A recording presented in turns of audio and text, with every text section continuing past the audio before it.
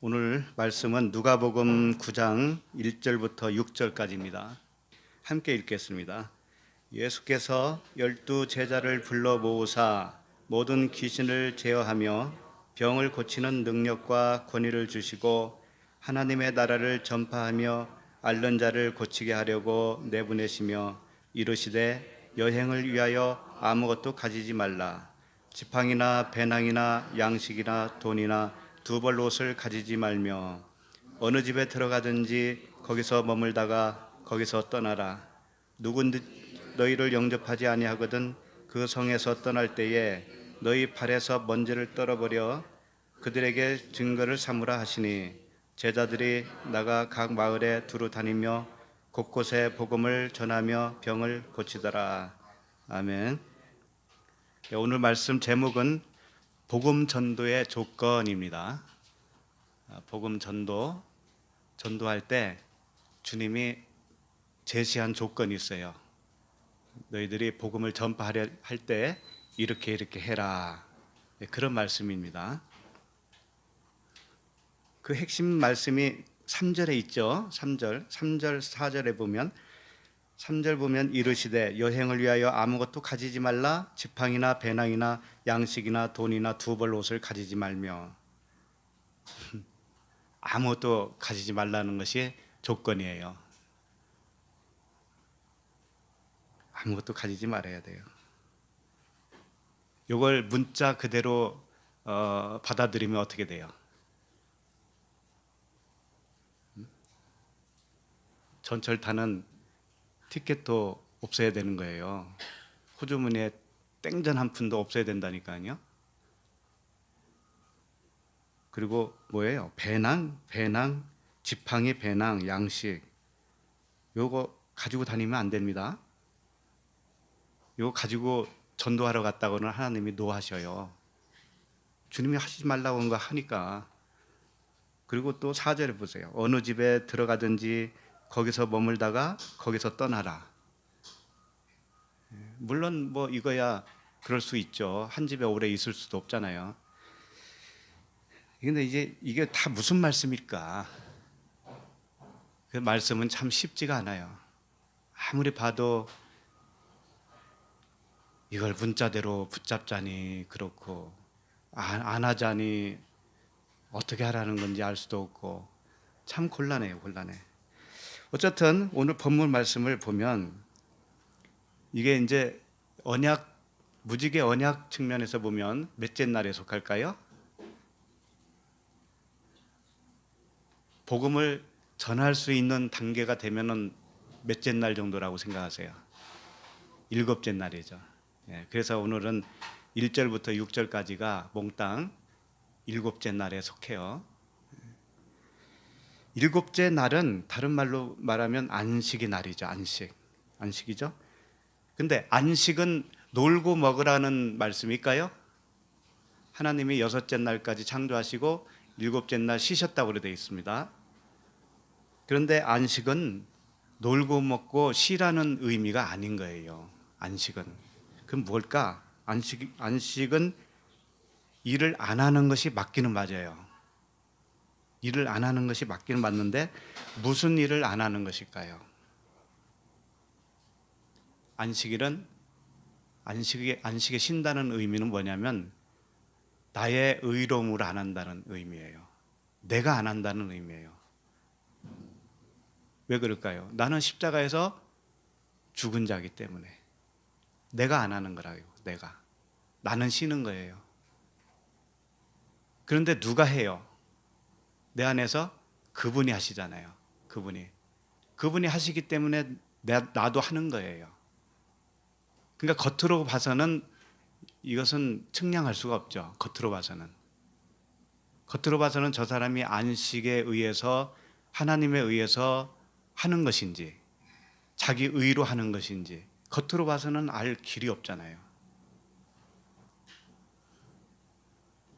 그러니까 다르게 표현한다면 아버지의 의로움으로 하는 거예요. 내 의로움은 쉬고 아버지의 의로움으로 하는 거예요. 또 다르게 표현하면 율법의 표면적인 것으로는 쉬고 율법의 이면적인 복음으로만 하는 거예요. 이게 안식이다 이거죠. 육체를 얽매이는 법에 대하여는 쉬고, 십자가의 죽음이죠. 육체를 얽매이는 법에, 육체의 법, 율법에 대하여는 쉬는 거예요. 세상에 대하여는 내가 십자가에 못 박혔으니까. 자유케 하는 성령의 법으로 사는 것이에요. 이것이 십자가에서 죽고 부활한 상태를 의미하는 거죠. 이것이 안식이다 이겁니다. 최종적으로 이렇게 되어야만이 정말 안식이에요. 안식은 가만히 놀고 먹는 게 아니라니까요. 하는데 뭔가를 해요. 하는데 내가 하는 게 아니라는 거죠. 내 의로움으로 하는 것이 아니라는 거예요. 주님의 의로움으로 하는 거라는 거죠. 그래서 요한복음 5장 17절에서 예수님이 이렇게 말씀하셨어요. 예수께서 그들에게 이르시되 내 아버지께서 이제까지 일하시니 나도 일한다 하시매.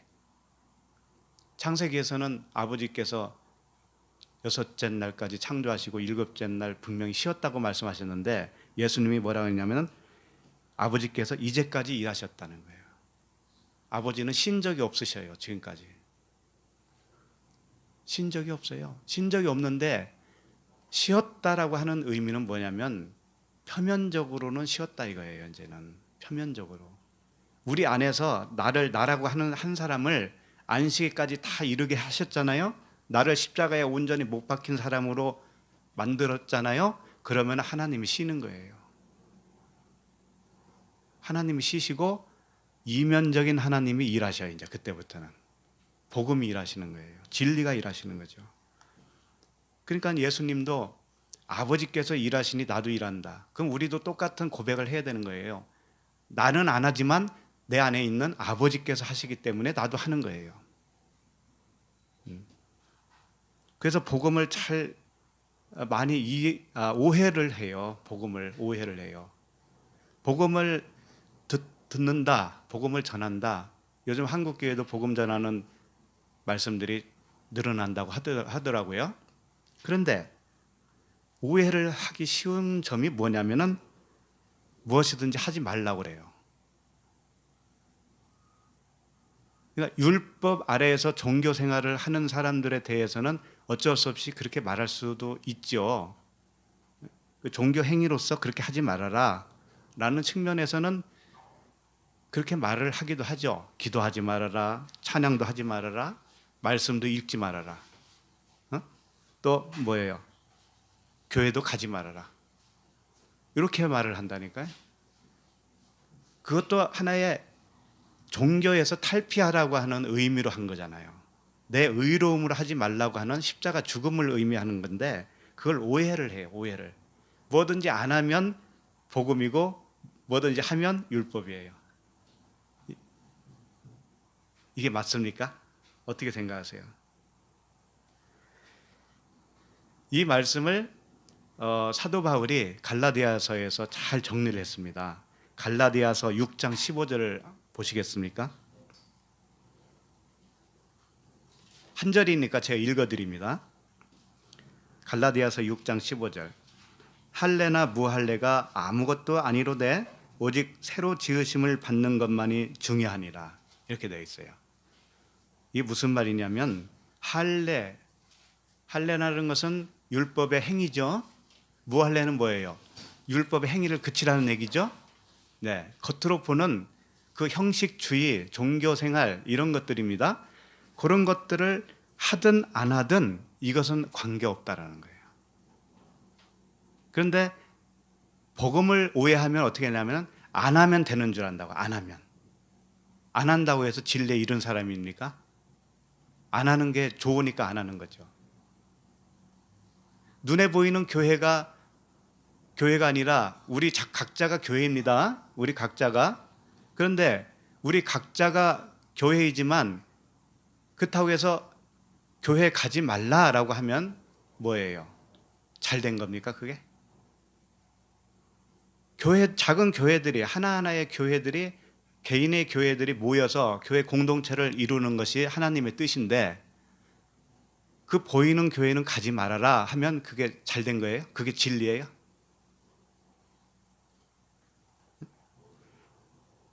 그러니까 항상 하지 말라라고 하는 의미 속에는 내 의로 하지 말라, 율법으로 하지 말고 안에 있는 것으로 하라라고 하는 의미가 담겨 있는데, 그것을 그 뜻을 오해하면 어떻게 되냐면 겉으로 보이는 거 안 하면 되는 줄 안다고요.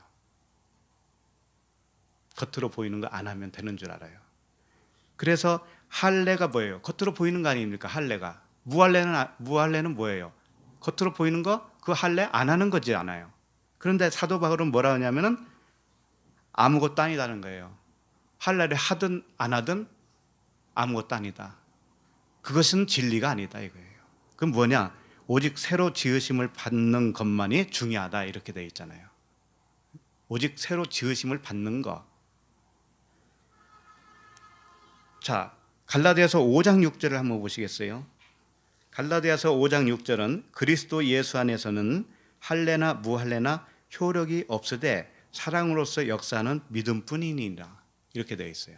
자, 이 무슨 말씀일까요? 겉으로 보이는 형식 해도 안 해도 그건 아무 상관이 없다 이거죠. 복음주의가 들어오면서 뭘 외쳤냐면은 하지 않는 쪽을 외쳤어요. 하지 말라, 하지 마라, 하지 마라. 그거 아니다, 아니다. 그랬습니다. 그럼 안 한다고 해서 진리에 이른 것이냐 이거예요. 하든 안 하든 그건 아무 관계가 없다라는 것이 말씀이에요. 하느냐 마느냐의 문제가 아니다라는 거죠. 그럼 무엇이냐? 사랑으로서 역사하는 믿음이다 이거죠. 이게 중요하다 이거예요. 이게 아까 갈라디아서 6장 15절에서는 뭐예요? 새로 지으심을 받는 것만이 중요하다 이렇게 되어 있죠. 여기 5장 6절에서는 사랑으로서 역사하는 믿음뿐이니라.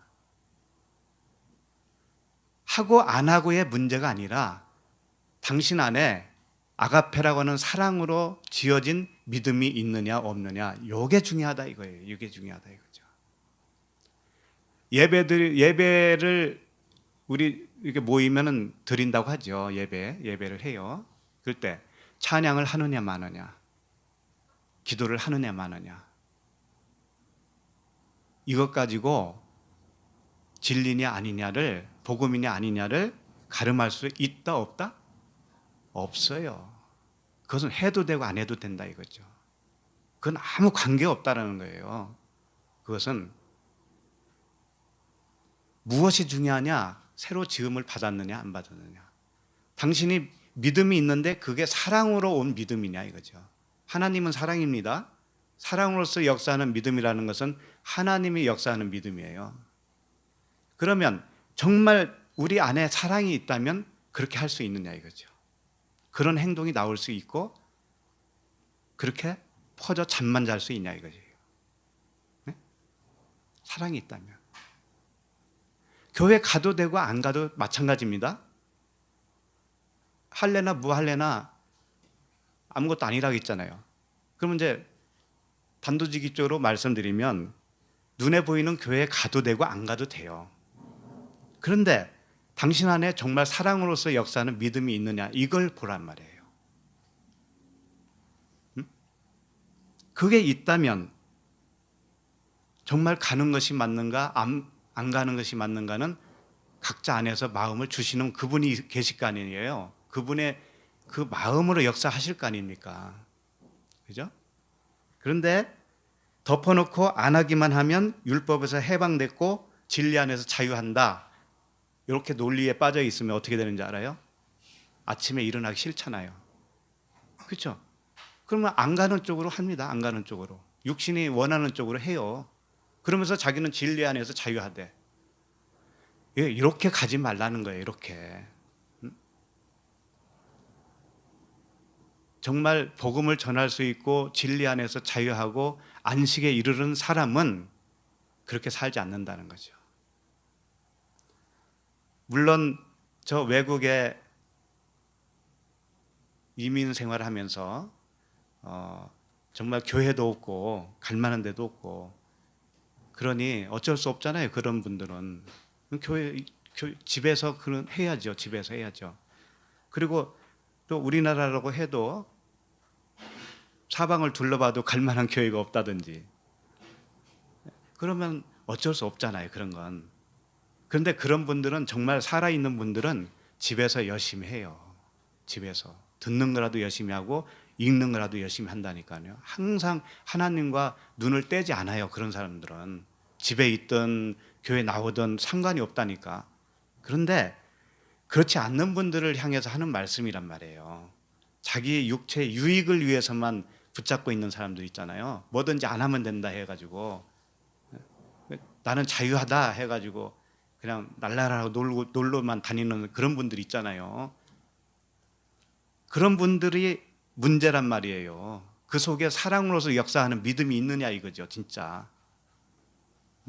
그것도 없으면서 안식에 이르렀다고 외치니까 그게 문제란 말이에요.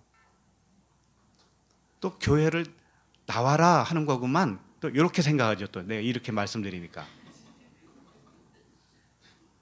그 잘못 들은 거예요. 그렇게 들으면 나오고 안 나오고 하고 안 하고의 문제가 아니다.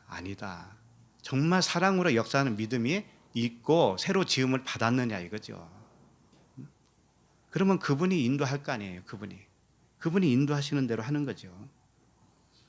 그래서 정말 그 할례나 무할례나 아무것도 아닌 거예요. 그런데 마음의 할례를 하라고 하잖아요. 마음의 할례를 한 사람은 어떻게 되냐면 빌립보서 3장 3절에 하나님의 성령으로 봉사하며 그리스도 예수로 자랑하고 육체를 신뢰하지 아니하는 우리가 곧 할례파다, 이 말씀이 있는 거죠. 하나님의 성령으로 봉사하는 거예요. 그리스도 예수로 자랑하는 거죠.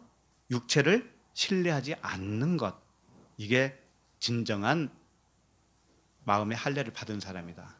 그리스도가 계신 분이다. 하나님과 하나로 역사하는 분이다.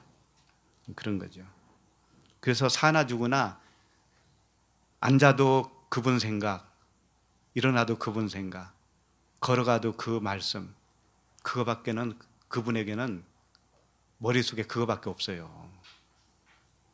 그런 사람이 진짜는 거예요, 진짜.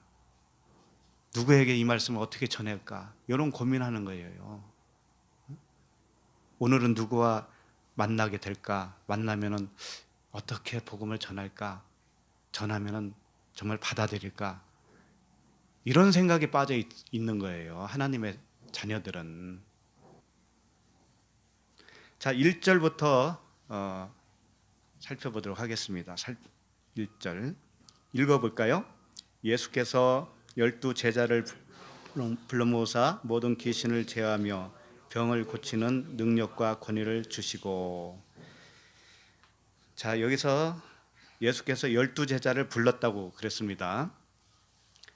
근데 원어를 보면 12 제자라는 말은 없어요. 제자라는 말은 없어요. 그냥 12이에요. 12.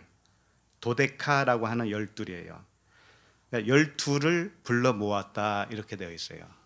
물론 12를 불러 모았다고 하니까 제자라고 할 수 있잖아요.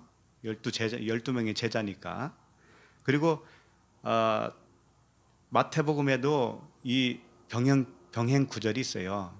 마가복음에도 있고요. 있는데 마태복음 같은 데에서는 12 제자라는 말을 썼어요. 12 제자. 마가복음에서는 그냥 12 이렇게 되어 있어요. 근데 왜 이렇게 다를까? 어디에서는 제자라는 말을 넣고 어디에서는 제자라는 말을 빼고 그냥 12이라고만 했을까요? 오늘 누가복음 문맥상으로 보면 9장 1절 이전에 지난주에 우리가 살펴봤던 내용들이 있죠.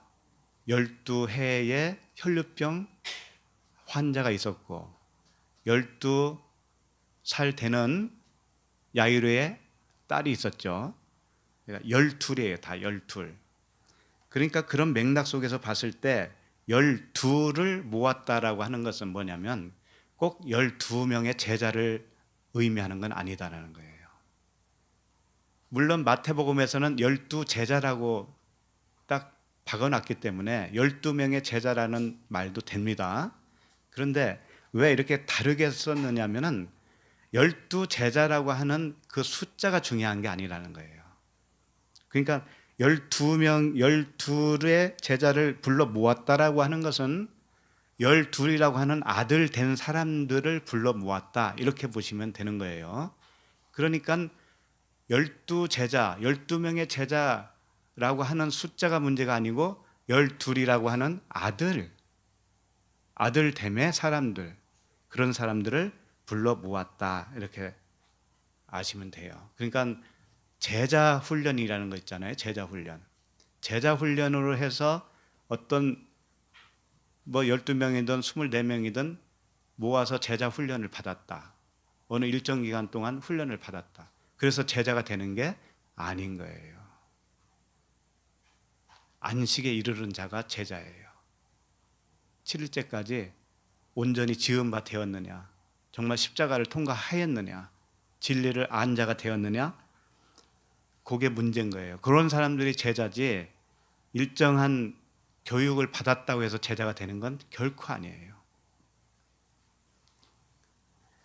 그리고 12제자를 불러 모았다라고 이렇게 되어 있습니다. 불러 모았다. 불러 모았다라는 것은 쉼 칼레오 이렇게 되어 있어요. 쉼은 함께라는 뜻이에요. 칼레는 부르다, 함께 불렀다, 이런 의미죠. 그런데 마태복음에서는 이 단어를 어떻게 썼냐면은 이렇게 되어 있어요. 마태복음 10장 1절에 보면 예수께서 그 12제자를 부르사, 이렇게 되어 있어요. 불러 모았다라고 하는 심칼레오가 아니고 그냥 불렀다, 이렇게 되어 있어요. 부르사. 프로스 칼레오라고 하는 단어를 썼어요. 다르단 말이에요, 뭔가가. 누가복음에서는 함께 부르다, 마태복음에서는 프로스 칼레오, 그냥 불렀다. 그리고 마가복음에서도 함께 부르다, 아니 프로스 칼레오를 썼어요. 불렀다, 이렇게. 그럼 이게 무슨 차이가 있을까요? 12제자를 프로스칼레오, 불렀다라고 하는 단어를 단순하게 썼을 때는 12명의 제자를 불렀다라는 의미고, 오늘 누가복음에서 쉼칼레오, 함께 부르다, 불러 모았다, 이 뜻은 뭐냐면 12명을 불렀다라는 뜻이 아니고 12이라고 하는 아들들을 모아 불렀다, 함께 불렀다, 이런 뜻이라고요. 그러니까 숫자가 중요한 게 아닌 거예요. 몇 명이 왔다라는 것이 중요한 게 아니고 아들의 의미를 여기서는 담고 있다라는 말이에요. 혈루병 환자,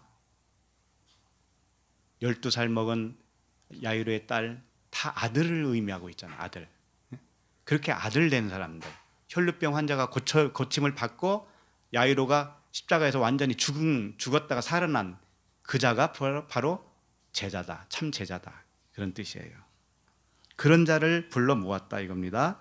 불러 모아서 어떻게 했냐? 모든 귀신을 제어하며, 모든 귀신을 제어하는 능력을 주셨다, 이거죠. 모든 귀신이라고 그랬는데, 모든 귀신, 다이모니온이거든요. 귀신, 다이모니온. 근데 파스는 모든, 이런 뜻이에요. 그러니까 모든 귀신을 제어할 수 있도록 제자들을 불렀다. 자, 그런데 마태복음에서는 모든 귀신이라고 안 되어 있어요. 어떻게 되어 있냐면 더러운 귀신, 이렇게 되어 있어요. 아니 이 단어가 뭐 그렇게 중요할까요? 그런데 중요해요. 왜? 누가복음에서는 더러운 귀신이라고 안 하고 모든 귀신, 이렇게 되어 있어요. 지금 한국에도 귀신 많잖아요. 미국에도 있고 다른 나라에도 많이 있잖아요. 영화에도 많이 나오죠. 귀신, 그 모든 귀신. 근데 그 모든 귀신이 뭐냐면 마태복음에서는 더러운 푸뉴마, 이렇게 되어 있다고요. 아카타르토스 푸뉴마, 이렇게 되어 있다니까. 영이라는 뜻이에요. 영. 푸뉴마가 영이잖아요. 더러운 귀신 반대말은 뭘까요? 깨끗한 영이죠. 하기오스 푸뉴마라고 그래요. 하기오스는 깨끗하다, 거룩하다, 그런 뜻이에요. 푸뉴마 하기오스예요. 네. 그러니까 뭐냐면 모든 귀신은 뭐냐면은 더러운 영이다, 이런 뜻이에요. 더러운 영이다. 우리가 보는 환상, 뭐 현상이 있죠. 현상, 귀신의 현상. 이런 것들이 다 뭐냐면은 푸뉴마다, 영이다. 영인데 더러운 영이다 이거죠. 다시 말하면 영은 뭐냐면 말씀이에요. 말씀. 영이라고 하는 것은 눈에 보이지 않죠. 그런데 눈에 보이는 세계를 움직이는 것이 뭐냐면 영이에요. 나라고 하는 이 몸뚱아리를 움직이는 것이 뭔지 아세요? 영이에요. 영. 다른 말로 말하면 말씀이고, 다르게 말씀드리면 생각이에요. 생각. 육신의 생각, 이것은 더러운 영이에요. 육신의 생각이 나를 움직일 때는 더러운 영이 나를 움직이는 것이고, 깨끗한 영, 그 하기오스 푸뉴마가 성령이 나를 운행하시면 깨끗한 영이 나를 움직이는 거예요. 나라고 하는, 보이는 나라고 하는 몸뚱아리는 중립이에요. 항상 이 몸이 악하고 선하고 없습니다. 이 몸뚱아리는 그냥 그릇일 뿐이에요. 그런데 이 안에 담고 있는 그 생각이 있죠. 어떤 영이나 이거예요. 어떤 영. 더러운 영이냐 깨끗한 영이냐, 땅에 있는 땅적인 존재로서의 영이냐, 아니면 하늘에서 온 그리스도라고 하는 차원의 영이냐, 성령이냐, 이런 차이란 말이에요. 이것을 바꿔주는 것이 뭔지 알아요? 십자가의 죽음과 부활이에요. 정점은 십자가에, 항상 십자가에서 죽어야 되는 거예요. 내 생각이, 이 더러운 귀신, 더러운 영이 죽어야 되는 거예요.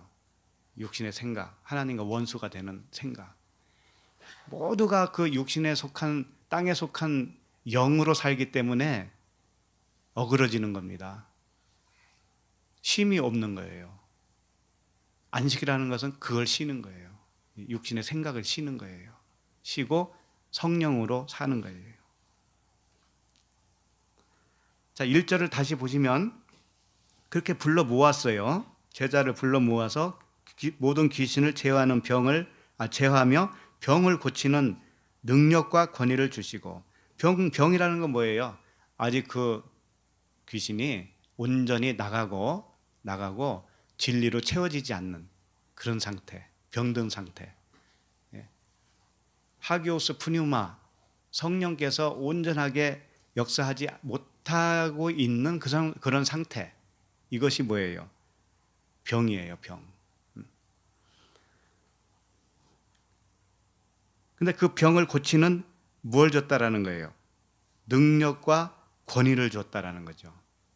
그러니까 예수님의 제자라는 말을 들을 정도 되려면 이 능력과 권위를 받은 사람이어야 되는 거죠. 이것은 안식에 이른 자를 의미하고 있어요. 그러면 능력과 권위는 무엇이냐 이거죠. 하나님이 주셨다고 하는 이 능력은 무엇이고 권위는 무엇이냐. 능력은 디나미스라고 합니다. 다이나마이트가 여기서 나왔다고 그러죠. 디나미스. 일할 수 있는 어떤 파워를 말하고 있어요. 능력을 말하는 거예요. 파워. 이 아들이라고 하는 자격이 있는데, 아들이라고 하는 자격, 아들로서 할 수 있는 어떤 능력을 말하는 거예요. 능력. 이 말씀이 어디에 대표적으로 있냐면 사도행전 1장 8절에 오직 성령이 너희에게 임하시면 너희가 권능을 받고, 그러죠. 성령이 임하시면 권능을 받고, 그 권능을 받으면 어떻게 되냐면 예루살렘과 온 유대와 사마리아와 땅끝까지 이르러 내 증인이 되리라. 예수 그리스도의 증인이 될 수 있는, 증인이 되게 하는 그 능력을 말하는 거예요. 이것이 디나미스, 권능이다 이겁니다. 그래서 이런 말이 있죠. 고린도전서 4장 20절에 보면 하나님의 나라는 말에 있지 아니하고 오직 능력에 있음이라, 이런 말씀이 있죠. 이게 무슨 말씀이냐면 하나님의 나라는 말에 있지 않다라고 했는데 이 말이 로고스입니다. 로고스. 충격적이지 않아요? 하나님 나라는 왜 로고스가 아니라는 말을 하실까? 하나님 나라에는 로고스잖아요. 로고스. 우리가 생각하기에는. 그런데 로고스가 아니라 뭐라고 했냐면 오직 능력에 있다고 그랬어요. 디나미스, 능력. 능력에 있다. 이건 뭐냐면 로고스는요, 성경 말씀이 로고스잖아요. 그죠? 문자로 준 이 말씀이 로고스예요. 로고스. 그런데 하나님 나라에는 이 문자의 말씀이 아니고 그런 뜻이에요. 문자의 말씀이 아니고 그 이면에 내용으로 숨어 있는 그 이면의 말씀을 아는 것 있잖아요. 아는 것. 우리가 알잖아요. 그 말씀이 그런 말씀이 아니라는 것. 이제 복음을, 진리를 온전히 깨달았잖아요. 이것이 능력이라는 거예요. 하나님 나라는 깨달아진 말씀이 능력이지 표면으로 준 이 말씀이 능력이 아니라는 거예요. 표면으로 준 이 말씀이 하나님 나라가 아니라는 거죠. 그런데 많은 사람들이 이 문자 말씀에 붙잡혀 있잖아요. 그죠? 그렇다니까요. 그럼 이제 권위는 뭐냐? 능력도 주었고, 그럼 권위를 주셨다고 그랬는데, 권위는 뭐냐면 이 아들됨의 자격을 말하는 거예요. 자격, 권리를 말하는 거예요. 권리, 법적인 권리를 의미하는 거예요. 예, 대표적으로 한 말씀만 보면 요한복음 1장 12절이에요. 영접하는 자 곧 그 이름을 믿는 자들에게는 하나님의 자녀가 되는 권세를 주셨으니, 이게 권위예요. 권위. 엑수시아라고 하는 단어예요. 능력, 권능은 뭐예요? 아까 디나미스라고 그랬죠. 일을 행할 수 있는 능력. 그런데 권위는 뭐냐면 아들이 되는 자격을 말하는 거예요. 아들이다라고 하는 권세를 말하는 거예요. 아들의 권세. 예를 들면 이런 거예요. 교통경찰이 있죠. 교통경찰이라고 하는 권세가 있지 않습니까? 그래서 예를 들면 이제 수신호를 한다고 칩시다. 앞에 있는 차를 직진하라고 수신호를 했어요. 그럼 그 권세에 굴복을 해야 안 해요? 차들이 다 해야 되잖아요. 운전자들이. 그게 권세예요. 권위.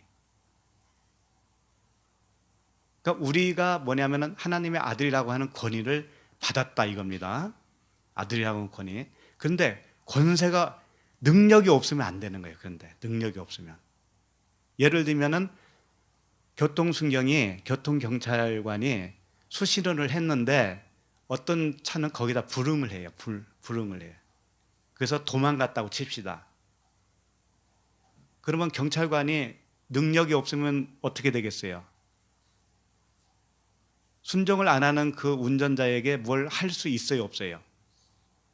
아무것도 못 한다고요. 능력이 없다면. 그런데 쫓아가서 붙잡아 가지고 스티커를 발부하는 것이 뭐예요? 능력이잖아요. 그렇죠? 네. 음주 측정을 했는데 뺑소니를 쳤어. 그럼 쫓아가서 잡는 것이 능력이란 말이죠. 경찰관이라고 하는 권세는 있는데 능력이 없으면 어떻게 되겠어요? 상대방이 불응을 해도 어찌 할 수 없잖아요. 그것은. 그러니까 권세와 능력이 같이 있어야 된다 이거죠. 군인이라고 하는 권세가 있다 이거예요. 군인. 그런데 총도 못 쏘고 전쟁 나가서 아무것도 못하면 능력은 없는 것이죠. 그럼 무용지물이잖아요. 그래서 이 권세와 능력은 함께 받아야 되는 거예요. 그래서 성령께서 그걸 주신다 이겁니다. 우리에게 주셔요. 그런데 처음부터 그냥 바로바로 주시는 게 아니에요. 제일 먼저 뭘 주시냐면은 권세를 먼저 주십니다. 권세. 권세는 뭐냐면 아들됨의 자격이에요. 아들됨의 자격. 애굽에서 홍해를 건너서 광야로 나오잖아요. 그래서 홍해에서 세례를 받고 죽고 광야에서 다시 살아났습니다. 이것은 아들됨이에요. 이제 권세를 받은 겁니다. 아들이라고 하는 권세를 받았어요. 그런데 가나안에 들어갈 수 있는 능력이 있어요, 없어요? 아직 그 권능은 못 받은 거죠. 이것은 성령이 임하면이에요. 성령이 임하면 너희가 권능을 받고 예루살렘과 사마리아와 땅끝까지 이르러 내 증인이 되리라 그랬잖아요. 그것은 나중에 주어지는 것이에요. 그러니까 일곱째 날, 오늘 말씀이 일곱째 날이라고 했잖아요. 일곱째 날 와야 요 두 가지를 전부 받을 수 있다라는 거예요. 그러니까 처음에 권세, 아들의 권세를 받는 것은 뭐냐면 물세례예요. 물세례. 그 다음에 권능, 디나미스, 권능을 받는 차원은 뭐냐면 불세례. 요단강을 건널 수 있는 능력. 가나안 광야에서 40년을 지난 다음에 받는 거예요. 그러니 이게 쉽겠습니까? 그냥 집회 한번 참석해가지고 받는 것이 권능인 줄 아세요? 기도원에 가서 금식하면서 집회에 참석하고 방언도 받고 그러잖아요. 때로는 환상도 받고. 근데 그게 능력이라고 생각하시지 마세요. 그것은 아들됨의 권세예요. 그냥 권세. 너 아들이야. 이거 표적으로 보여주시는 것 뿐이라고. 근데 능력은 뭐냐면 안수해서 귀신 내쫓는 게 능력이 아니에요. 그것이라고 착각하시면 안 돼요. 그것도 표적이란 말이에요. 능력은 진짜 주님의 말씀을 복음으로 가르쳐서 그 사람이 변화되게 하는 것이에요. 듣는 사람으로 인하여 변화되게 하는 것. 이게 능력이에요. 이게 능력. 그것을 12 제자를 불러서 그 권세와 능력을 주셨다. 그 능력과 권세를 받아야만이 귀신을 제어할 수 있고 병자를 고칠 수가 있다. 이겁니다. 자, 2절을 읽겠습니다. 시작. 하나님의 나라를 전파하며 앓는 자를 고치게 하려고 내보내시며. 하나님의 나라를 전파한다, 앓는 자를 고친다. 자, 이 두 가지죠. 두 가지. 전파한다라고 하는 의미는 뭐냐면은 안식에 이르러야 전파할 수가 있어요. 그때 비로소. 전파는 뭐냐면 가르치는 건 뭐냐면은요. 율법으로 가르치는 걸 말하는 것이고 전파는 진리로 가르치는 것을 의미하기도 해요. 물론 그게 다 같아요. 같은 의미인데 예수님이 선생이라고 그러죠. 처음에는 선생님 그리고 디다스 칼로스로 선생님이라고 그래요. 가르치는 자.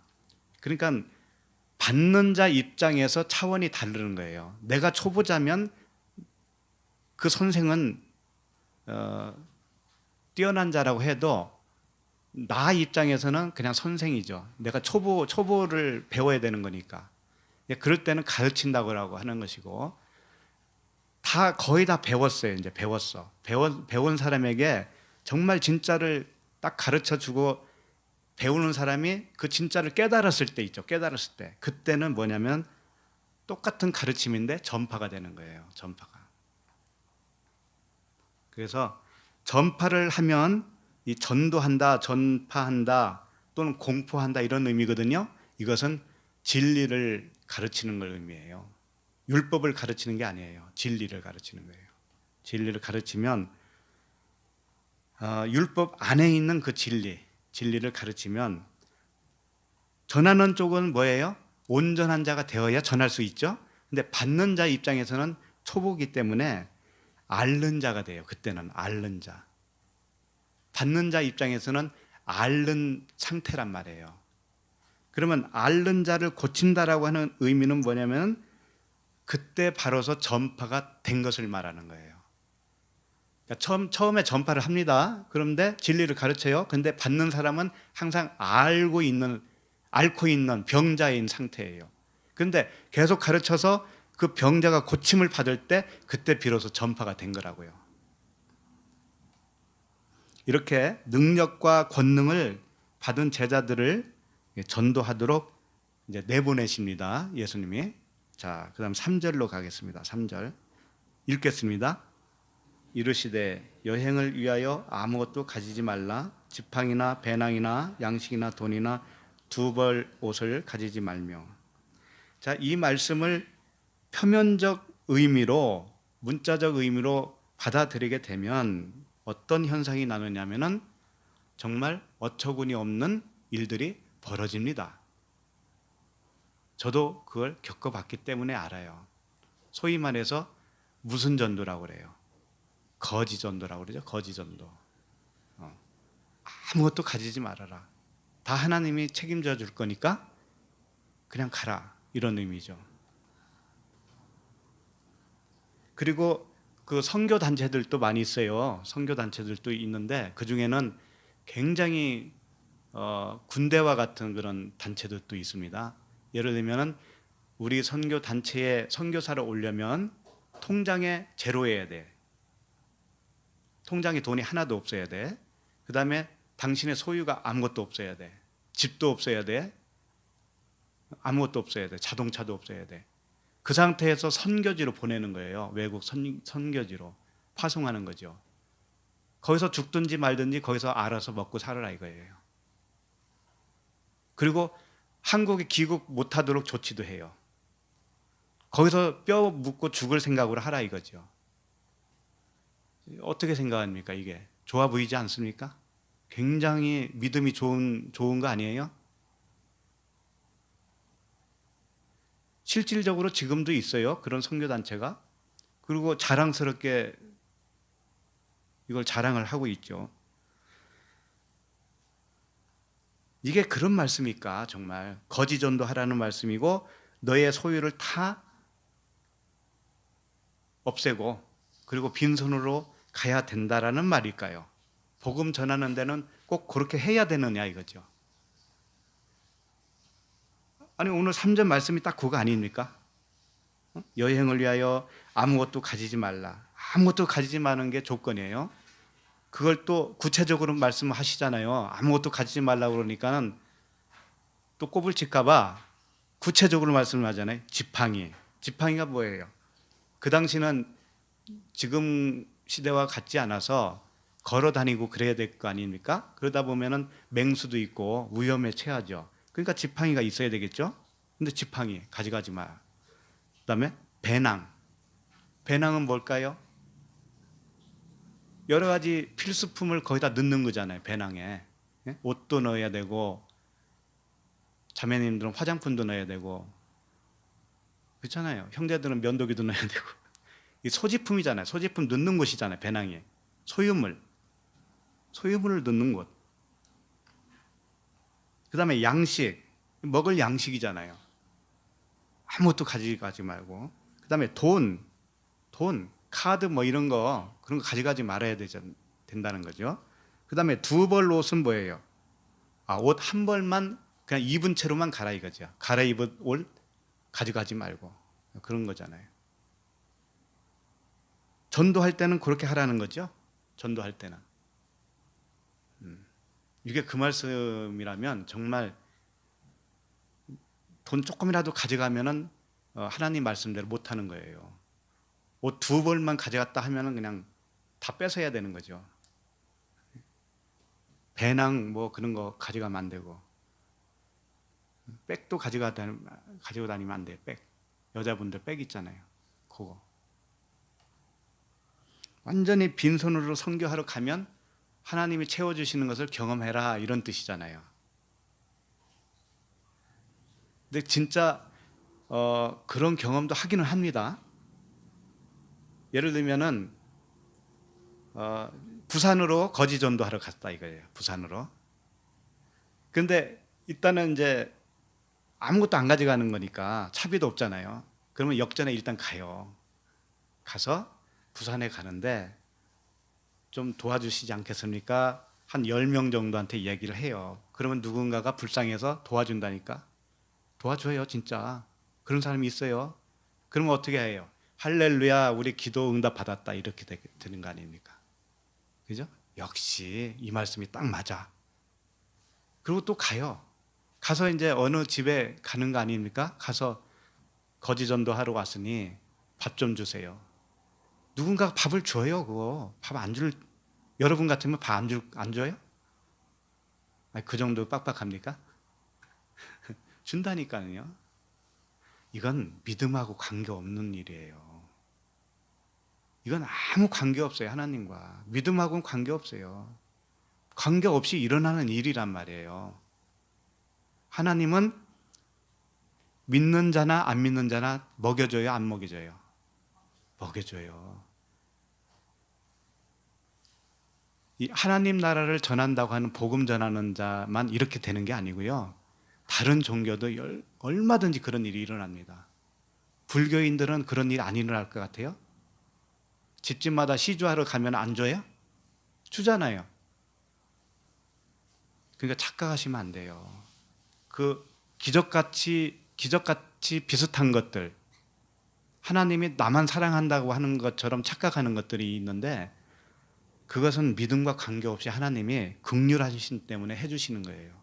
다른 종교에 있어도 긍휼함이 있다니까. 하나님은 이 땅에서 먹여 살려야 되기 때문에 불쌍해서 해주시는 거예요. 그것은 믿음 때문에 주는 게 아니에요.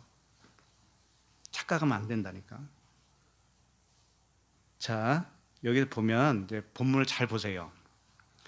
이르시되 여행을 위하여 이렇게 되어 있죠.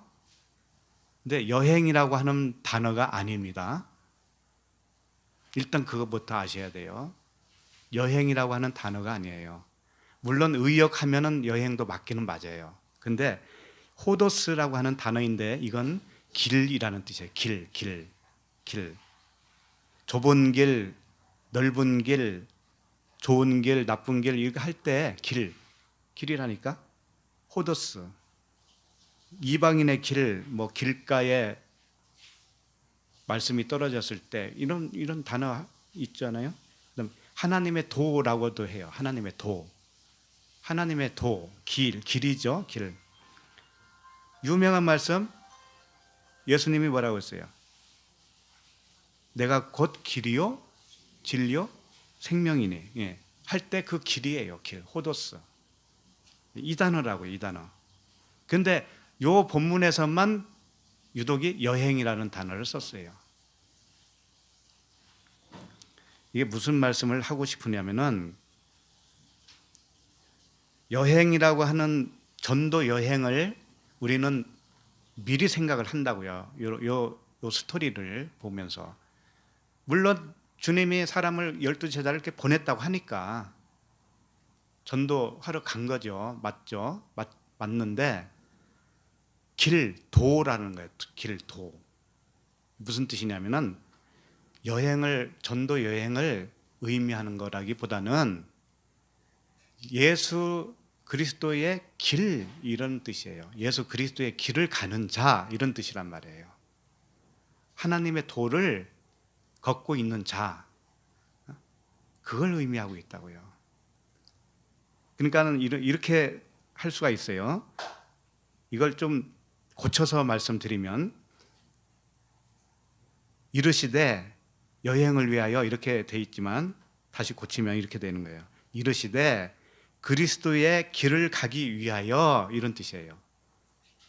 그리스도라고 하는 그 길을, 진리의 길을 가기 위해서는 아무것도 가지지 말라 이런 뜻이란 말이에요.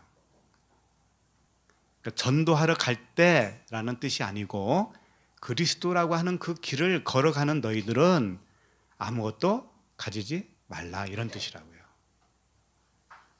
그러니까 아무것도 가지지 말아야 되는 거예요. 그리스도의 길을 걷는 우리는. 그러니까 이것은 전도하고 말고의 일이 아니고 무엇을 설명하기 위해서 전도하는 것처럼 하는 이 스토리를 통해서 우리에게 진리를 가르쳐주고 있단 말이에요. 그러니까 이걸 문자적으로 붙들면은 그와 같이 거지 전도하자 이렇게 된다니까요. 그런 말씀이 절대 아니다라는 거죠. 그건 진리가 아니에요. 그럼 뭐냐? 말씀드린 대로 그리스도의 길을 갈 때, 우리의 삶을 말하는 거예요. 우리의 삶 자체는 그리스도의 삶은 이런 뜻이죠. 그리스도의 삶은 무엇을 가지지 말아야 돼요? 아무것도 가지지 말아야 된다 이거죠. 그러면 그 아무것도 가지지 말아야 되는 거, 지팡이, 배낭, 양식, 돈, 두 벌 옷이 무엇이냐 이거죠. 이게 다 상징이거든요. 상징. 이 상징을 모르면 진짜 배낭, 진짜 돈이라고 생각을 하는 거예요. 그런 거 아닙니다. 자, 일단 지팡이부터 보자고요. 지팡이는 흐랍도스라고 하는 단어인데 그냥 지팡이, 막대기 그런 뜻이에요. 모세가 지팡이 들고 갔잖아요. 응? 그 여호와는 뭐라 그랬어요? 나의 목자시니 지팡이와 막대기가 나를 안위하시나이다 할 때 거기에 나오는 지팡이. 그럼 지팡이가 뭐냐? 지팡이가 흐랍도스인데요. 창세기 49장 10절에 보면 이런 말씀이 있어요. 규가 유다를 떠나지 아니하며, 규는 뭐냐면은 홀이라고 하는 거예요. 옛날에는 그래 홀이 그랬잖아요. 홀이. 이게 규, 홀 이건 뭐냐면은 그 지팡이, 통치자의 지팡이. 그러니까 이 통치자의 어떤 권위를 말하고 있는 거예요. 권위. 왕권을 말하는 거. 왕권. 이 왕권이 뭐냐면 규다라는 거예요. 규. 적어도 제 이름이 뭐예요? 성규잖아요. 규. 이 홀규자예요. 제가 홀규자를 써요. 별성자에다가 홀규자예요. 그러니까 어떻게 이렇게 이름을 져주셨는지 몰라. 무슨 생각으로 졌는지 몰라도 일성자를 주로 쓰거든요. 성자를. 근데 저는 그 별성자를 썼더라고. 별성자. 그다가 규예요. 규. 홀규자예요. 홀규자. 그 왕권을 말하는 거. 왕권. 굉장히 좋죠. 해석은 여러분이 하세요. 그러니까 규가 유다를 떠나지 아니하며, 통치자의 지팡이가, 여기서 지팡이 나오죠. 통치자의 지팡이가 그 발 사이에서 떠나지 아니하기를 실로가 오시기까지 이르리니 그에게 모든 백성이 복종하리로다. 네. 이제 여기서 보면은요, 규라고 하는 것은 홀은 왕권을 말한다고 그랬죠. 왕권. 그런데 이것을 지팡이로 표현한 거예요. 통치자의 지팡이. 그랬어요. 통치자의 지팡이. 그러면 통치자라고 하는 이 단어가요, 하카크라고 하는 단어인데, 통치자는 이제 우리가 뭐 이미 아시죠? 하나님이 통치자잖아요. 하나님이. 그렇죠? 예수 그리스도께서 통치자예요. 통치자인데 이 통치자는 그럼 무엇으로 통치하느냐 이거지. 무엇으로 통치해요? 법으로 통치하잖아요. 한 나라에 통치할 때 무엇으로 통치해요? 법이 있잖아요. 법. 헌법이 있고 거기에 민법, 사법 다 있잖아요. 그러니까 법이 통치예요. 통치자예요. 그러니까 하나님께서 우리를 통치한다 할 때는 무엇으로 통치하냐면은 법으로 통치하는 거예요. 그런데 처음에는 율법이죠. 나를 통치할 때 율법으로 통치해요. 그러다가 무엇으로 통치가 바뀌냐면 성령의 법으로 바뀌는 거잖아요. 그죠? 율법에 의해서는 내가 죽어버리는 거죠. 십자가에서 죽고 그 다음에는 뭐예요? 성령의 법으로 살아나는 거죠. 그러니까 성령의 법이 결국은 뭐냐면 지팡이라는 뜻이에요. 법이 지팡이에요. 법이 통치하는 것이니까. 그 통치자, 통치권, 그것은 율법 아니면 성령의 법 두 가지예요. 두 가지 중에 하나예요. 근데 이게 같은 건데 하나예요. 하나. 율법이나 성령의 법이나 하나예요. 근데 이것을 두 가지를 알아야 하나가 되는 것이지, 하나를 모르면은 아직은 하나밖에, 하나에 구속이 되어 있죠. 율법에 갇힌 바 되는 거예요. 성령의 법이 뭔지를 모르면 어떻게 되냐면 율법 아래 갇혀 있는 거예요. 자, 어쨌든 그 통치자의 지팡이가 그 발 사이에서 떠나지 아니하기를 실로가 오기까지잖아요. 실로가 오시기까지. 실로가 누굽니까?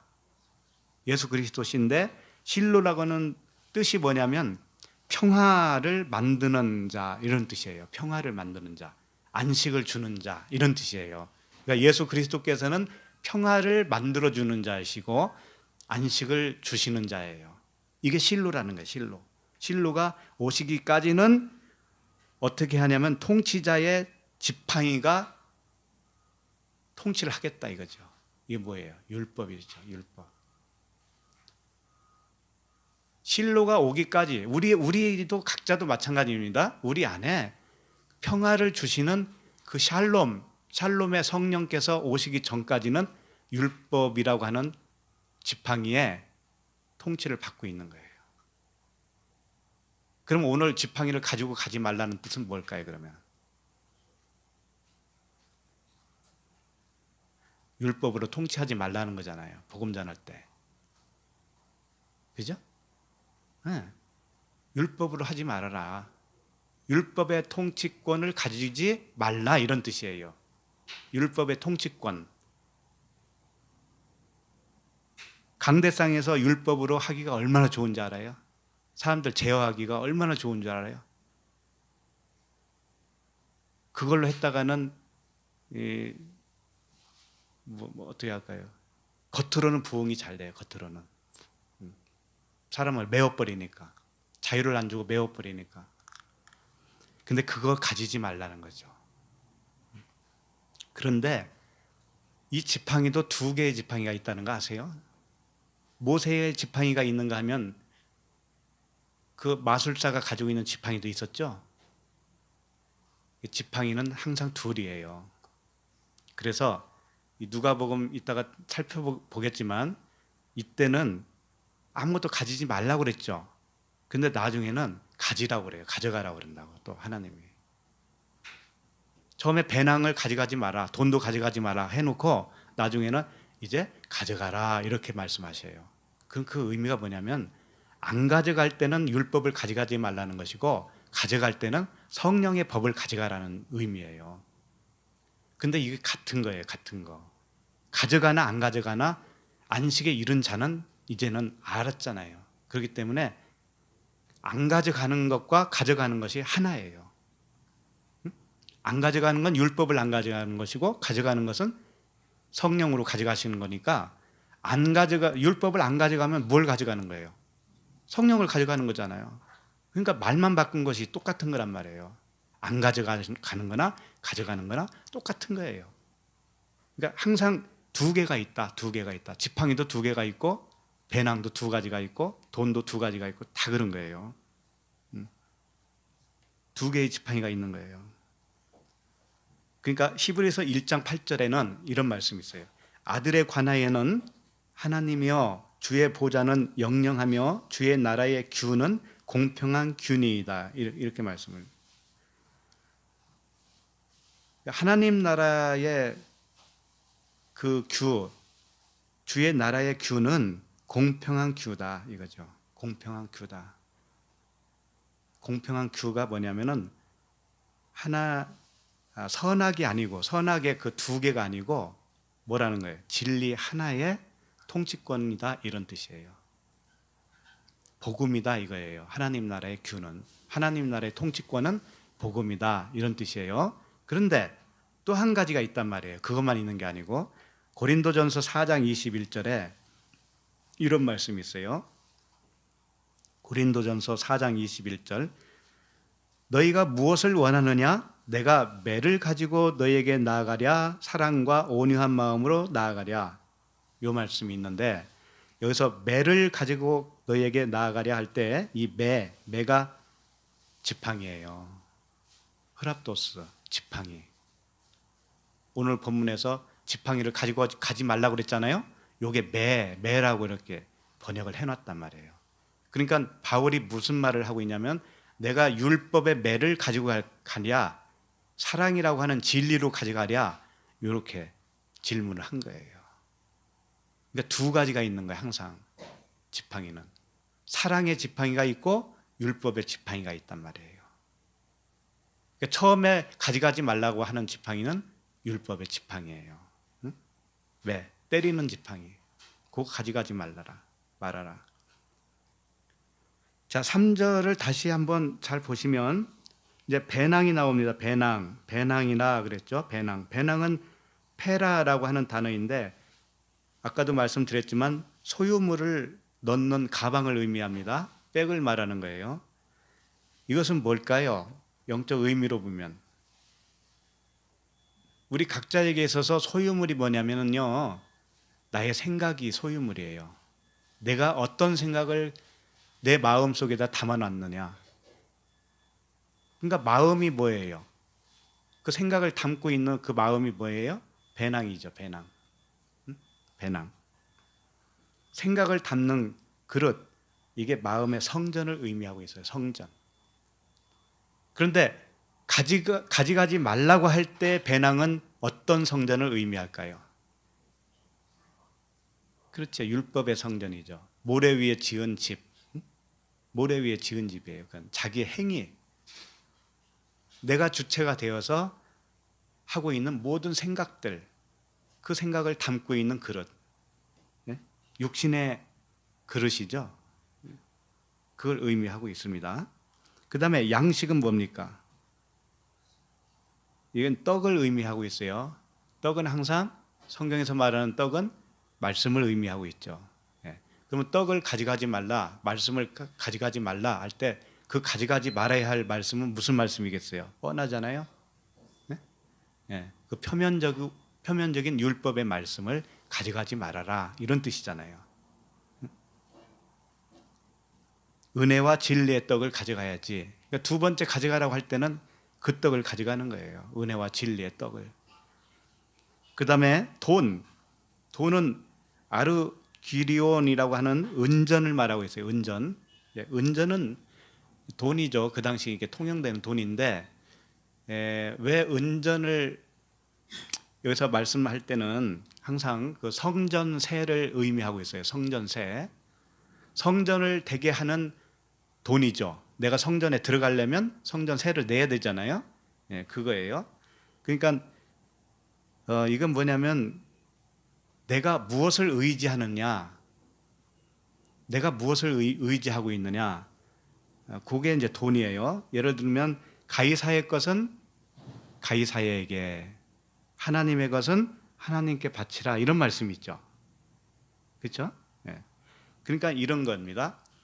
은전을 가져가지 말라고 할 때는 가이사의 것은 가져가지 말라 이런 뜻이에요. 다시 말하면 내가 나의 주인이 돼 있을 때는, 나의 주인이 나면, 육신의 생각이 나면, 주인이면 어떻게 되냐면 모든 생각이 가이사에게 향한 거예요. 나의 주인이 누가 되어야 돼요? 그리스도께서 되셔야 되잖아요. 그럼 그리스도께서 되시면 어떻게 되냐면 하나님께 드리는 거예요.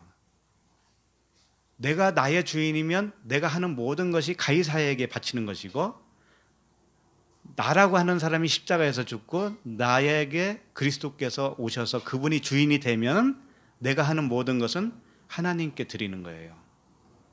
그런 의미예요.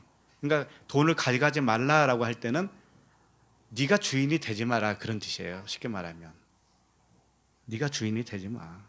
너는 십자가에서 죽어야 되지 않니? 응? 입만 열면은 나 자랑이잖아요. 한번 생각을 해보세요. 입만 열면 자기 원통한 거 얘기하고 있잖아요. 자기 섭섭한 거, 섭섭한 거, 섭섭병. 내가 주인이 되어서 그래요. 내가 주인이기 때문에 그래요. 주인이 완전히 바뀌어버리면 섭섭병도 낫는 거죠. 그 다음에 뭐죠? 돈 했죠. 그 다음에 두 벌 옷 이렇게 돼 있는데, 이 두 벌 옷 키톤으로 돼 있어요. 키톤은 뭐냐면 속옷이에요. 속옷. 그러니까 속옷 둘을 가져가지 말라 이런 뜻이잖아요.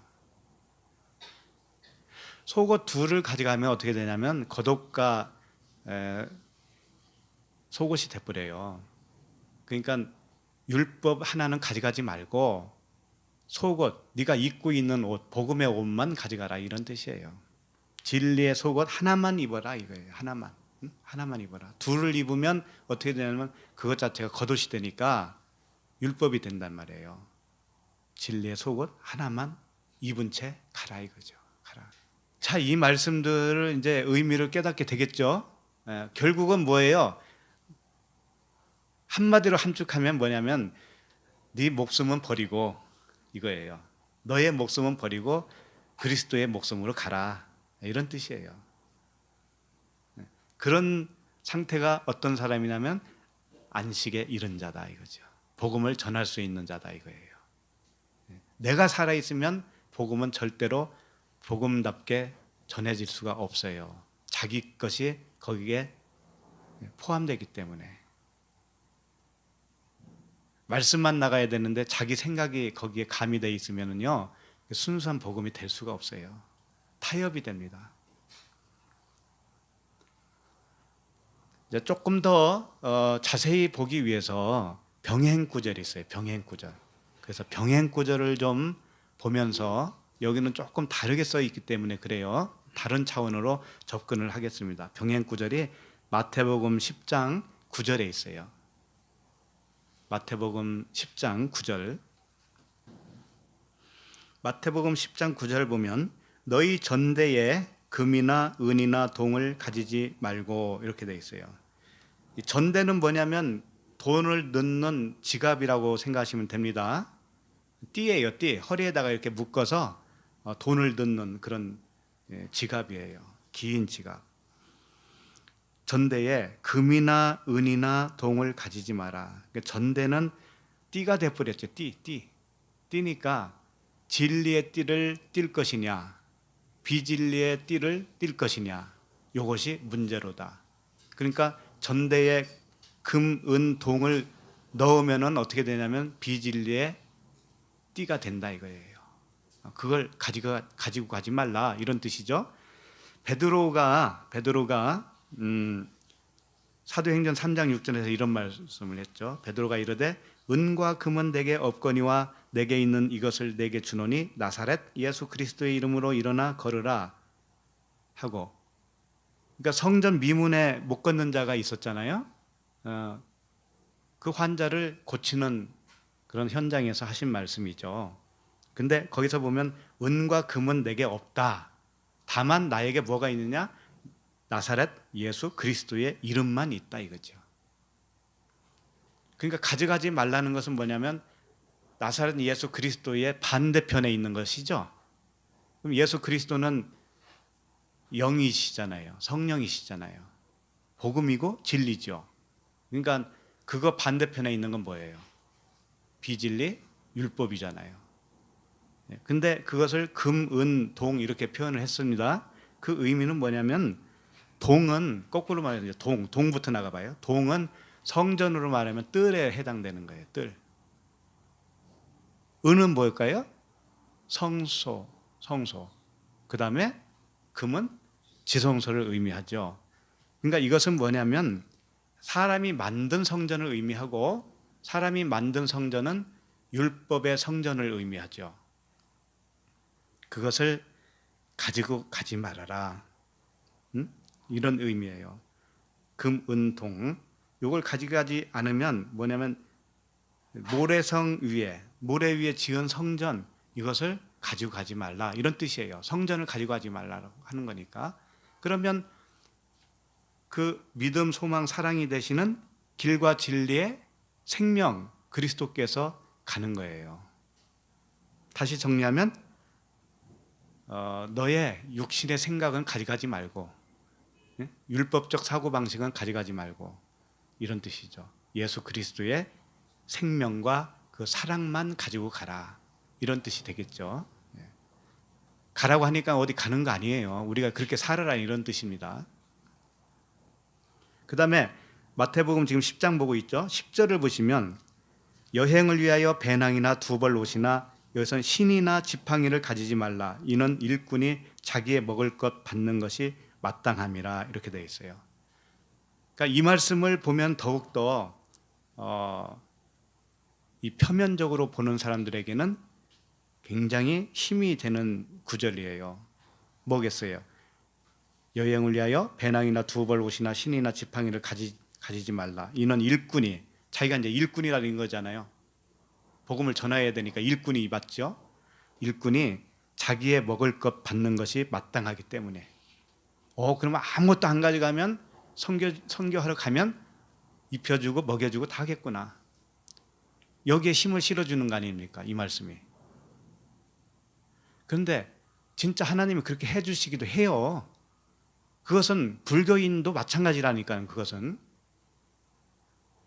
불교뿐만이겠습니까? 뭐 몰몬교도 있죠. 여호와 증인도 있죠. 여호와 증인들 얼마나 잘 먹고 사는지 알아요? 집집마다 방문하고 아무것도 안 가지고 다니는데도 다 먹여주고 그런다니까. 또 어디 있어요? 또 모슬렘은 안 그럴 것 같아요? 다 먹여줘요. 하나님이 다 먹여준다니까. 그런데 성경이 말하는 이런 말씀은 그런 말씀이 아니라는 거예요. 진리의 말씀이지, 이 땅의 말씀이 아니에요. 하늘의 말씀이지. 자, 배낭이나 두벌옷이나 신은 뭐겠어요? 복음의 신이죠. 그러니까 율법의 신을 벗어야죠. 세상 신을 벗어야죠. 가져가지 말아야 돼요. 가져가지 않으면 어떻게 되냐면 육신의 생각으로 받은 표면적 율법의 말씀, 이걸 가지지 않는 것 자체가 뭐예요? 이미 그 사람에게는 뭐가 있어요? 그 자체가 복음으로 돼 있잖아요. 그 사람에게는 그 자체가 복음이기 때문에 이미 복음의 말씀을 먹고 있는 상태란 말이에요. 그 사람은. 그러니까 복음을 전할 수 있는 진리의 안식에 이른 자는 그 자체가 하늘의 양식을 먹고 있는 상태란 말이에요. 응? 그러니까 자기의 먹을 것 받는 것이 마땅하지요. 그런 말씀이에요. 자기의 먹을 것은 뭐예요? 하늘의 양식밖에 없잖아요. 응? 그러니까 모든 것을 겉의 거, 표면적이고 육신의 생각을 다 버려진 사람은 이미 하늘의 양식을 먹고 있는 사람이에요. 그러니까 마땅하죠. 그리고 그 사람은 언제든지 그냥 살아가고 있으면 그것 자체가 일꾼이에요. 그냥 옆 사람과 농담하고 대화를 해도 그 사람은 언제나 진리예요. 그러니까 일꾼이죠. 언제나 복음을 전하고 있으니까. 그러니까는 하늘의 양식을 먹는 것이 마땅하죠. 그런 것이지 어떤 대가로, 선교지에서 선교하니까 대가로 하나님이 먹여준다. 물론 그렇게 한다니까는요. 근데 그건 기독교만 그렇게 하시는 게 아니라니까, 그것은. 그 다음에 16절을 보세요. 16절. 마태복음 10장 16절. 이제 조금씩 심각해집니다. 이때부터 졸면 안 돼요. 진짜 중요한 거 나오니까. 자, 보라, 내가 너희를 보냄이 양을 이리 가운데로 보냄과 같도다. 그러므로 너희는 뱀같이 지혜롭고 비둘기같이 순결하라. 자, 양을 이리 가운데로 보낸 것 같다라는 거죠. 그런데 너희는 뱀같이 지혜롭고 비둘기같이 순결하라, 이 말씀을 하셨습니다. 그러면 양을 이리 가운데로 보내면 어떻게 될까요? 양은 잡아먹히잖아요. 잡아먹히라는 얘기 있잖아요. 그런데 이 말씀을 나는 양이기 때문에 이리 가운데로 가긴 가는데 절대 잡아먹히면 안 된다고 생각할 거 아니에요. 그죠? 그러니까 그 다음 말씀, 너는 뱀같이 지혜롭고, 뱀같이 지혜로우라고 그러니까 요리조리 빠져나가고 요리조리 피해서 잡히지 않고 잘 도망 다녀서 잘 보존해라, 이런 뜻으로만 생각하기 쉽죠. 뱀의 지혜가 뭔데? 예수님이 장대에 매달린 구리뱀이었죠? 그 구리뱀같이 모세가 광야에서 뱀을 든 것 같이 인자도 들려야 하리니 하면서 누가 들렸어요? 예수님 자신이 죽으셨잖아요. 그러면 뱀같이 지혜로운 거예요. 그것이 주님이 죽어주신 것이 뭐예요? 뱀같이 지혜로운 거였단 말이에요. 그러면 우리가 양이 되어가지고 이리 가운데 가서 뱀같이 지혜롭게 하라는 얘기는 어떻게 하라는 얘기예요? 죽으라는 얘기예요. 죽으라는 얘기. 다른 거 없어요. 요리조리 빠져나가는 거 아니라니까. 죽으라는 거예요. 죽으라는 거. 그 다음에 비둘기같이 순결하라는 건 뭘까요? 그렇게 죽어야 너는 복음이야, 이런 뜻이란 말이에요. 자, 이 말씀이 그게 아니라면은, 절대 그렇게 생각을 안 한다라고 한다면 17절을 보세요. 그 다음 절이에요. 그 다음 절. 사람들을 삼가라. 그들이 너희를 공회에 넘겨주겠고 그들의 회당에서 책짓질하리라. 아니 뱀같이 지혜롭게 비둘기같이 순결하라고 하는 것은 그들에게 맞지 말고 잘 피해 다니라고 하는 의미로 받아들였다면 여기 보면은 공회에 넘겨주겠고 그들의 회당에서 채찍질 한다는 거죠. 그럼 왜 이렇게 또 이런 말씀을 왜 하셔? 그 다음에 18절 보세요. 더 심각하죠? 너희가 나로 말미암아 총독들과 임금들 앞에 끌려가리니 이는 그들과 이방인들에게 증거가 되게 하려 하심이라. 너희가 나로 말미암아 그러잖아요. 예수님 때문에 너희들이 임금과 총독들에게 끌려갈 거예요. 끌려가고 거기서 채찍도 맞고 그렇게 해서 그들과 이방인들에게 증거가 되게 하겠다라는 거예요. 그러니까 뱀같이 지혜롭고 비둘기같이 순결하라고 하는 것은 결코 피해가라는 의미의 말씀이 아니었다라는 걸 알 수가 있죠. 그러면 뭐 모슬렘 지역에 가서 순교하다가 잡히면 그냥 죽으라는 얘기인가? 그런 의미로도 받아들이면 안 돼요. 그런 말씀도 아니니까 잘 들어보셔요. 자, 그 다음에 19절 보세요. 지금 마태복음 10장 19절. 너희를 넘겨줄 때에 어떻게 또는 무엇을 말할까 염려하지 말라. 그때에 너희에게 할 말을 주시리니. 20절. 말하는 이는 너희가 아니라 너희 속에서 말씀하시는 이 곧 너희의 아버지의 성령이시니라.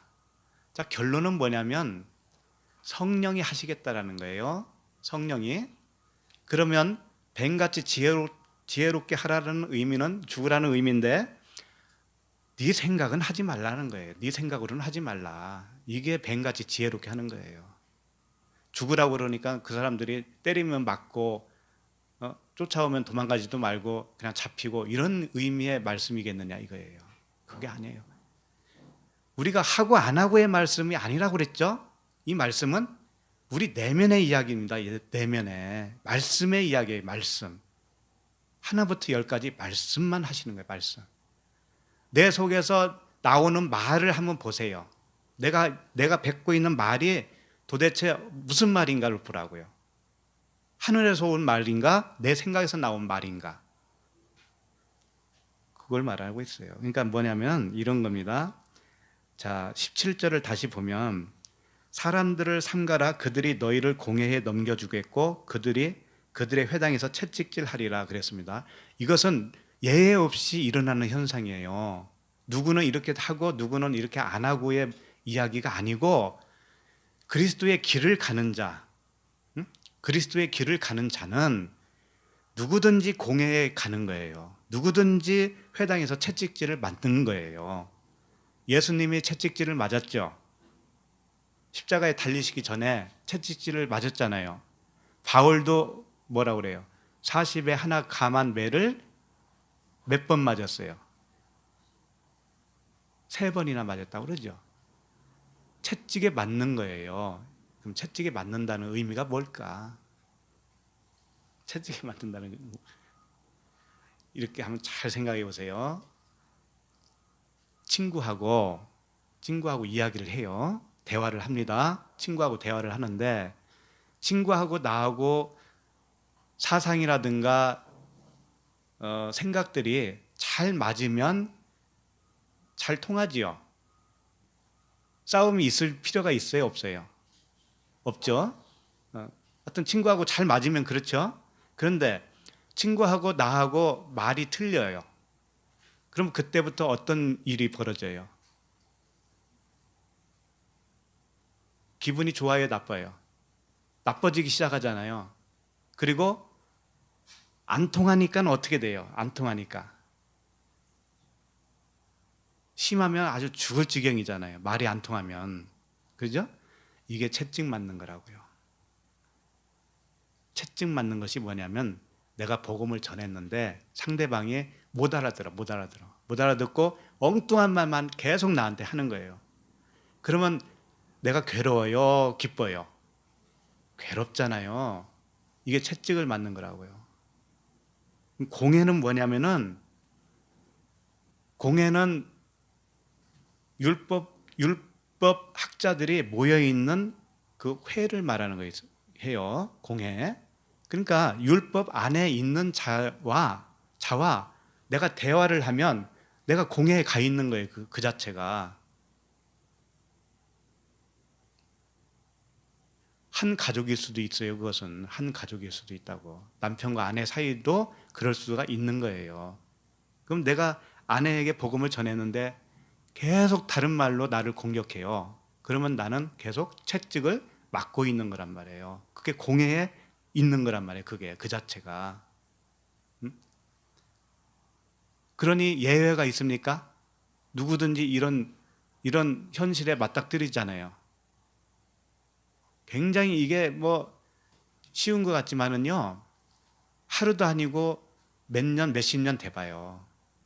채찍도 이런 채찍이 없죠. 안 통하는 거, 이것처럼 가혹한 채찍이 없어요. 친한 지인인데 만나서 이야기해보니까 말이 안 통하는 거예요. 진리를 몰라요. 그리고 자기 주장만 계속 하는 거예요. 그래서 친구 사이도 이제는 금이 갈 위기에 처했단 말이에요. 이게 뭐예요? 채찍에 맞는 거란 말이죠. 이 채찍에 맞는 거예요. 그리고 총독들과 임금들 앞에 끌려간다고 그러는데, 총독들 임금들이 뭐냐면 세상 임금이에요. 자기 자신이 임금이 되어 있는 사람, 머리가 세상 임금인 사람, 그리스도의 머리로 바뀌어지지 않은 사람, 그런 사람들 앞에 끌려간다. 그런 사람들 앞에 간다 이거죠. 가서 복음을 전하면 어떻게 되냐면 둘로 나눠져 버려요. 어떤 사람은 이방인이 돼요. 어떤 사람은 그대로 총독으로 남아 있어요. 그러니까 그들과 이방인들에게 증거가 되게 하기 위해서라고 그랬죠. 네. 어떤 사람은 받아들여서 이방인이 되는 거예요. 이방인이 좋은 겁니다. 왜? 이 땅에서는 나그네와 행인이라고 했잖아요. 우리가 이 땅에서는 나그네와 행인이 되는 것이 좋은 거잖아요. 그래야 하늘나라에서는 시민권을 얻은 자가 되는 거니까. 이게 둘로 딱 나눠진다니까. 그게 증거가 되는 거예요. 그 자체가. 받아들여서 이방인, 이 땅에서는 이방인이 되면 그 자체가 증거가 되잖아요. 복음을 받아들이는 세상 임금들과 이방인이 나뉜다. 그리고 19절 다시 보시면 마태복음 10장 19절, 너희를 넘겨줄 때에 어떻게 또는 무엇을 말할까 염려하지 말아라. 그때에 너희에게 할 말을 주시리니 말하는 이는 너희가 아니라 너희 속에서 말씀하시는 이 곧 너의 아버지의 성령이시니라. 이렇게 되어 있습니다.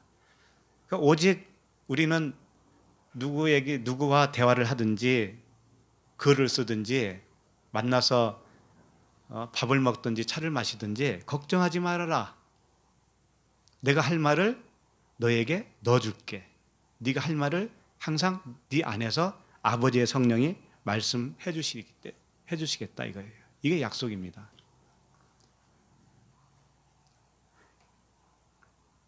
이렇게 된다는 거예요. 이렇게. 그러니까 오늘 가져가지 말라고 하는 것들이 많이 있었잖아요. 그죠? 이게 다 뭐냐면 육신의 생각이라는 거죠. 하나로 말하면 육신의 생각. 나의 관점, 율법적인 사고방식, 비진리. 그것들로는 되는 게 아니야. 그걸 버려야 돼. 그런 뜻이죠. 그 누가복음 10장 19절에 보면 이런 말씀이 있습니다.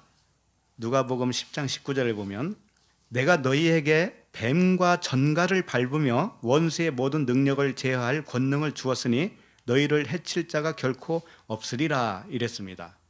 자, 아까는 뱀처럼 어떻게 하라고 그랬어요? 지혜롭게 하라고 그랬어요. 그런데 여기서는 뱀과 전갈을 밟는데요 또. 그러니까 뱀과 전갈을 밟는다는 것은 이제는 그 사람에게 복음이 전해진다는 의미잖아요. 그죠? 네? 복음이 전해져요. 진리를 받아들이게 된단 말이에요. 그 사람이.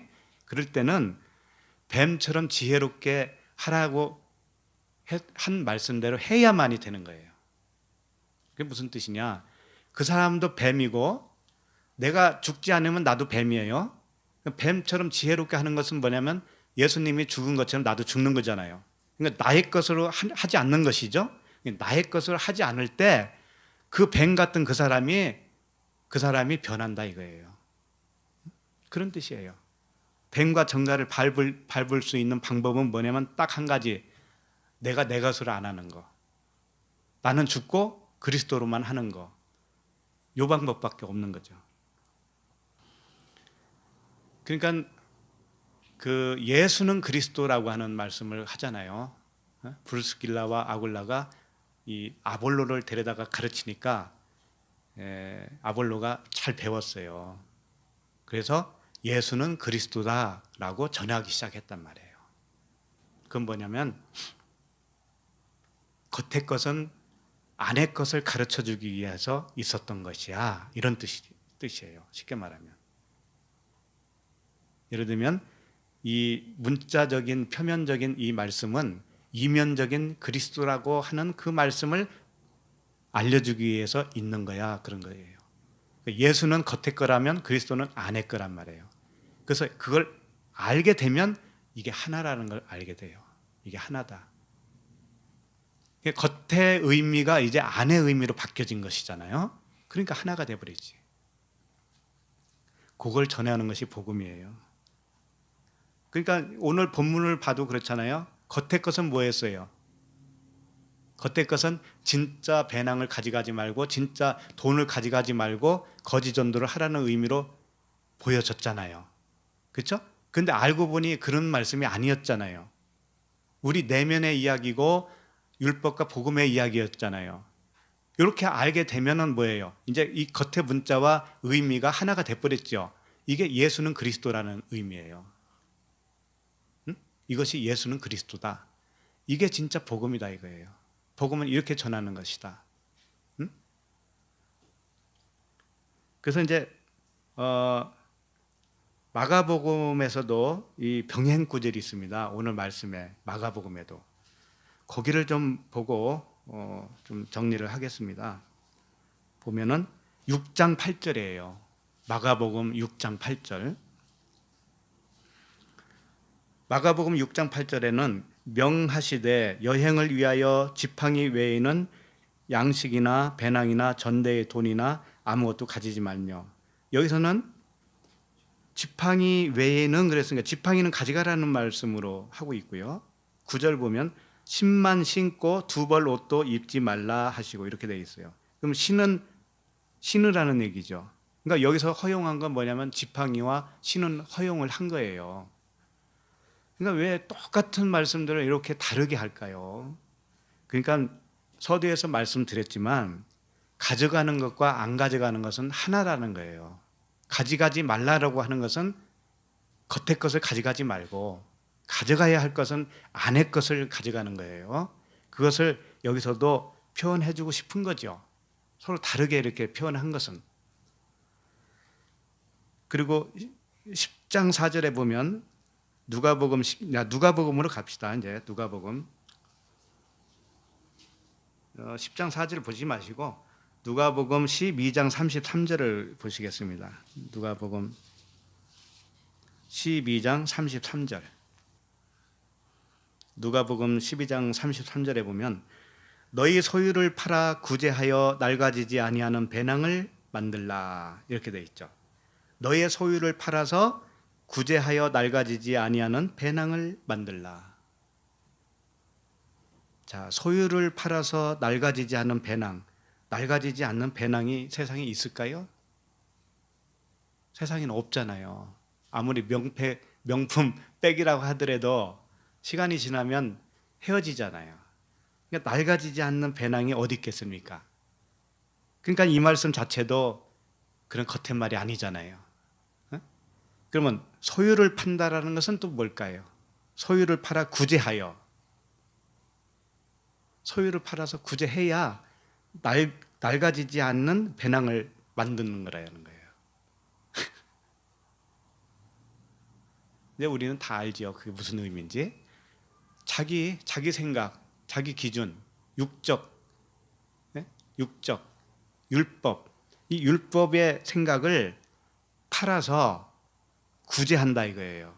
구제는 뭐예요? 다른 사람을 살리는 거지 않습니까? 그러니까 겉의 것으로 하지 말고 안의 것으로 구제하라고 그랬잖아요. 안의 것으로 구제하라. 진리, 은혜와 진리, 그건 언약이라고 했잖아요. 언약. 행위의 언약이 아니고 은혜의 언약. 하나님 말씀을 은혜의 언약으로 구제를 해야 되는 거예요. 구제를 하면 그것이 뭐예요? 낡아지지 않은 배낭을 만든 것이 돼요. 배낭은 성전이라고 했잖아요. 성령의 전. 그러면 하늘에 둔 바 다함이 없는 보물이니 거기는 도둑도 가까이 하는 일이 없고 좀도 먹는 일이 없느니라 그랬잖아요. 그러니까 소유를 팔아서 구제하여 낡아지지 않는 배낭을 만들으라고 그러니까는 우리 집에 있는 소유 다 팔아서 나눠주면 하늘에 보화를 쌓는 것이니 아이고 그날에 가면은 뭐 부자겠네 이런 생각을 하기가 쉽다 이거지요. 근데 그런 말씀이 아니에요. 이제 우리는 다 알죠 이제. 그래서 34절을 보면 너희 보물이 있는 곳에는 너희 마음도 있으리라 이렇게 되어 있죠. 자기 육신의 생각을 팔아서 복음을 사는 거예요. 진리를 알게 되면, 깨닫게 되면 그 자체가 뭐냐면 보물이 있는 곳이 되는 것이고 내 마음이 거기에 있는 거예요. 보물과 그 마음은 동일한 거예요. 보물, 그리스도라고 하는 보물이 들어오면 내 안에 그분이 계시면 내 마음도 그분과 하나가 됐잖아요. 그래서 그분이 계신 곳에 내 마음도 거기에 있는 거죠. 자, 누가복음 22장 35절로 한번 가보겠습니다. 그들에게 이르시되 내가 너희를 전대와 배낭과 신발도 없이 보냈을 때에 부족한 것이 있더냐? 이르되 없었나이다. 이렇게 되어 있죠. 내가 전대와 배낭과 신발을 가져가지 말라고 했었는데 이건 지금 22장입니다. 오늘 본문 말씀에서 한참 간 다음에 주님이 하신 말씀이에요. 가져가지 않고 해봤더니 부족한 게 있더냐 이렇게 질문을 하시니까 없습니다 그랬잖아요. 없었나이다 그러잖아요. 없었나이다. 그런데 이게 진짜 배낭 신발 그런 것이겠어요? 그 다음 절 한번 보십시다.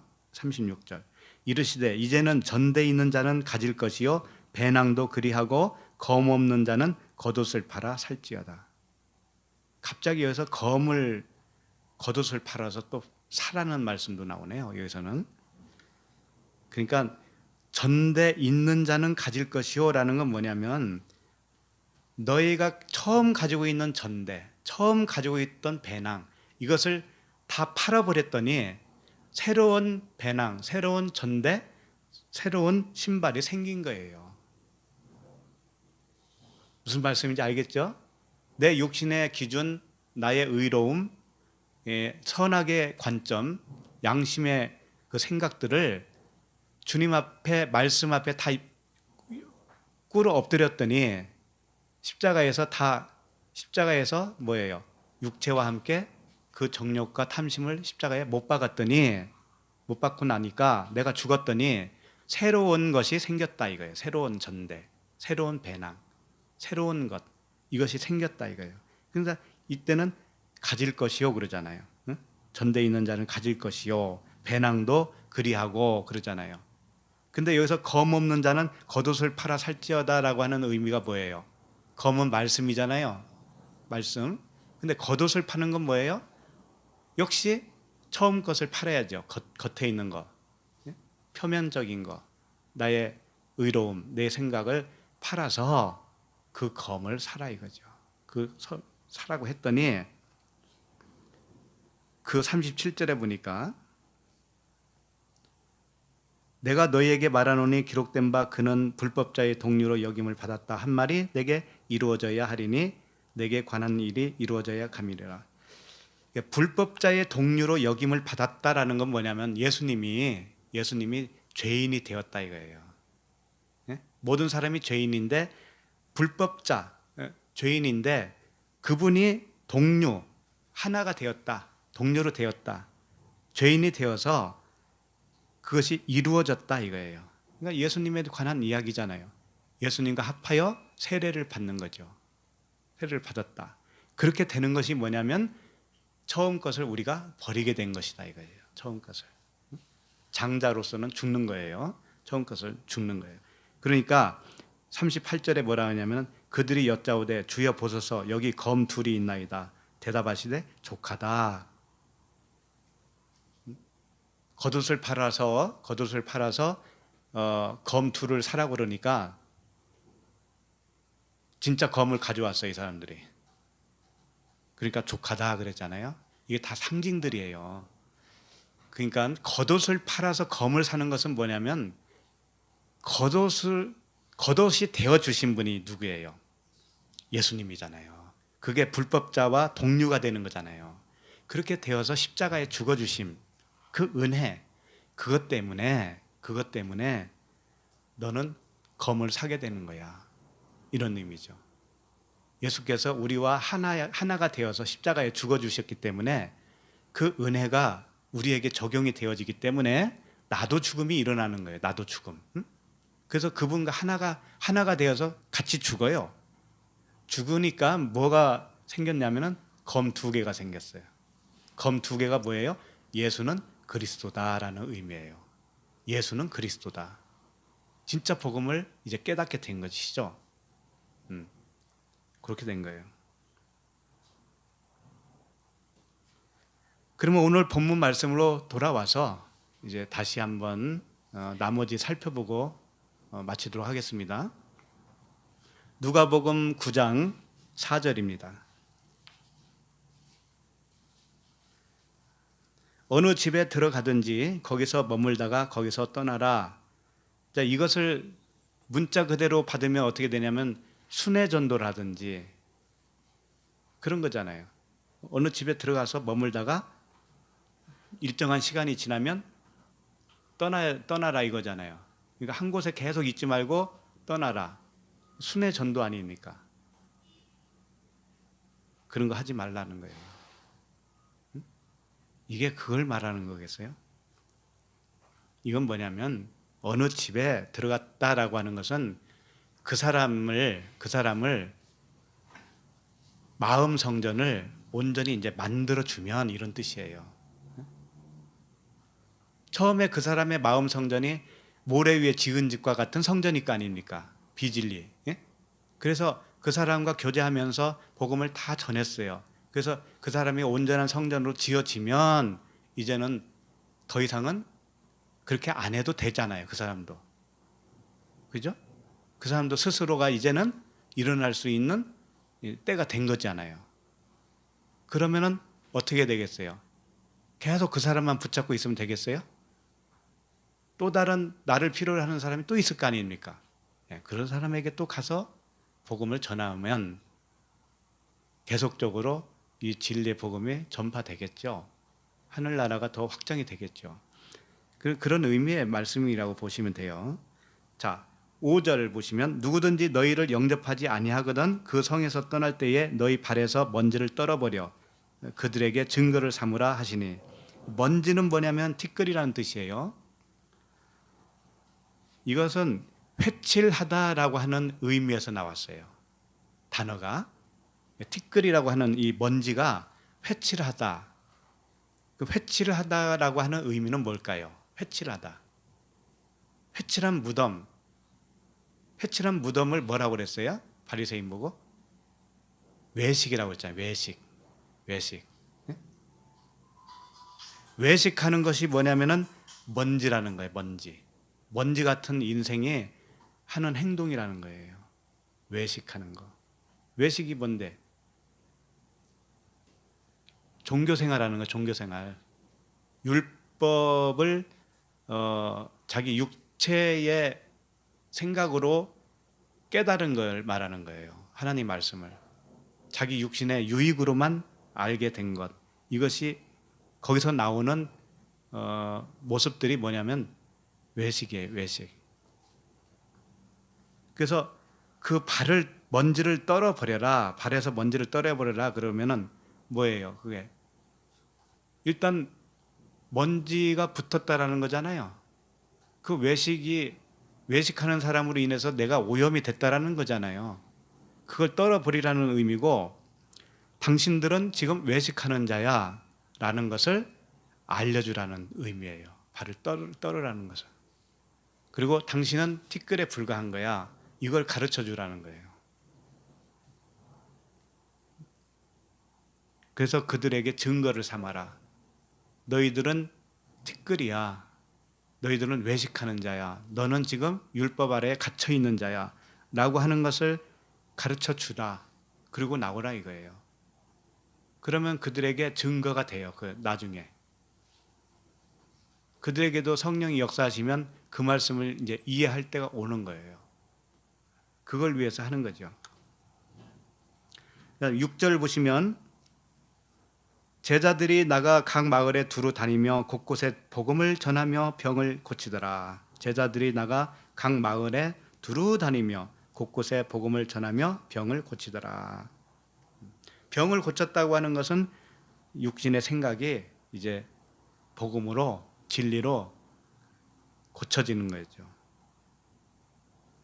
그러니까 제자들이 나가 각 마을에 두루 다닐 때 어떻게 다녔어요? 아무것도 안 가지고 다녔다고 했잖아요. 안 가지고 갔잖아요. 그러니까 뭘로만 했겠어요? 오직 성령의 은혜, 복음으로, 진리로만 전했다 이거죠. 진리로만 전했다. 그러니까 그 진리에 의해서 자기 의로움이라고 하는 병이 고침을 받았더라, 이런 뜻이에요. 결국은 사람이 그 육신의 생각이 고쳐지려면 진리밖에 없어요. 예수는 그리스도, 이 표면과 이면을 잘 해줘야 되는 거예요. 설명을 해줘야 고침을 받아요. 다른 방법이 없어요. 그럴 때 성령께서 역사하시거든요. 그 성령의 역사하심으로 인해서 모든 병이 고침을 받게 되는 것입니다. 이것을 우리가 먼저 고침을 받고, 또 우리가 복음을 누군가에게 전할 때 그 사람도 고침을 받는 것이죠. 이렇게 되기를 바랍니다. 우리 찬양을 하겠습니다. 잘 아는 찬양이니까, 복음 들고 산을 넘는 자들의 발길 아름답고도 아름답도다. 잘 아시죠? 이게 이제 이것도 표면으로 보면 이 말씀 자체도, 이 찬양 자체도 복음 들고 산을 넘는 자들의 발길 하니까는 어디론가에 꼭 가야 될 것 같아. 그렇게 밖으로만 생각하시면 안 돼. 밖으로. 항상 내 이면의 말씀으로, 이면의 말씀. 1차적으로는 이면이에요. 그래서 내가 먼저 되면 하나님이 이끌어 가셔요. 누구를 만나게도 해주시고 어디 가게도 해주셔요. 그때는 모든 것이 내 안으로 포커스가 맞춰져야 됩니다. 복음 들고 산을 넘는 자들의 발길 아름답고도 아름답도다. 복음 들고 산을 넘는 자들의 발길 아름답고도 아름답도다. 평화 전하며 복된 소식을 외치네. 주다스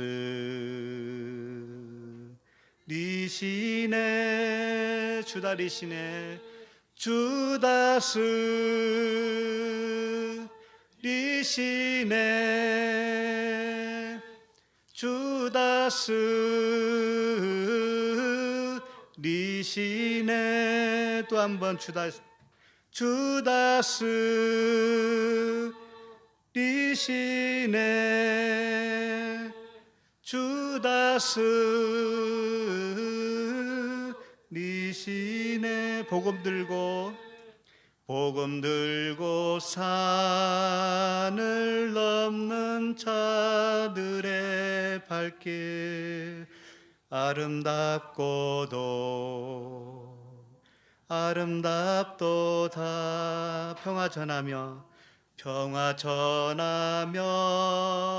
복된 소식을 외치네.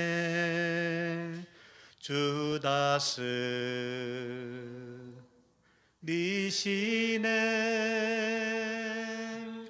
주 다스리시네.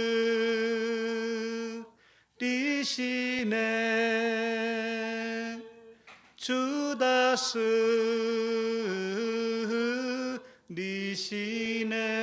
주 다스리시네. 주 다스리시네.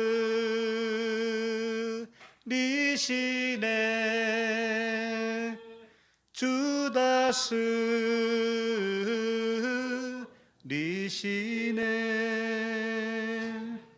기도하겠습니다. 하나님 아버지, 오늘 말씀과 같이 복음을 전파할 때 갖춰야 할 조건은 우리의 육신의 생각의 의로움을 십자가에 못 박는 것임을 알았습니다. 나의 말 대신에 아버지의 말씀만 나올 수 있도록 성령께서 온전히 주장하시고 역사하여 주시옵소서. 우리의 삶의 모든 영역에서 그리스도의 생명만이 뿜어져 나올 수 있도록 도와주시옵소서. 우리들의 육적인 지팡이와 배낭과 전대를 가지지 않게 하여 주시고 육신의 소유를 팔아서 교환되어진 그 복음의 칼과 그리스도의 지팡이를 갖추게 하여 주시옵소서. 예수 그리스도의 이름으로 기도드립니다. 아멘.